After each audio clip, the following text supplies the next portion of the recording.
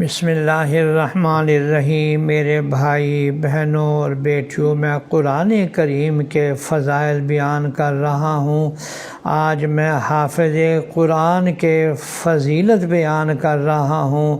اللہ جل شانہ حافظ سے کہیں گے، دیکھ یہ سامنے جہنم ہے، 10 ایسے آدمی جن پر بدعملی کی وجہ سے جہنم واجب ہو چکی ہے، ایسے 10 آدمیوں کا ہاتھ تو پکڑتا جا، ان کی مغفرت کا پروانہ میں دیتا جاتا ہوں۔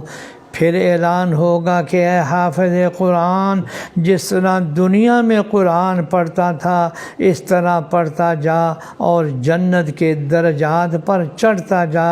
اس لیے قرآن کی تلاوت ذوق و شوق کے ساتھ کرنی چاہیے۔ حدیث شریف میں ہے کہ یہ قرآن دردناکی کے ساتھ، توجہ کے ساتھ پڑھنا چاہیے۔ جب اس کو پڑھا کرو تو رویا کرو، اور اگر تمہیں رونا نہ آیا کرے تو رونے کسی صورت ہی بنا لیا کرو، اور قرآن کے ذریعے بے نیازی حاصل کرو کہ جس نے قرآن کے ذریعے بے نیازی حاصل نہ کی تو وہ ہم میں سے نہیں ہے۔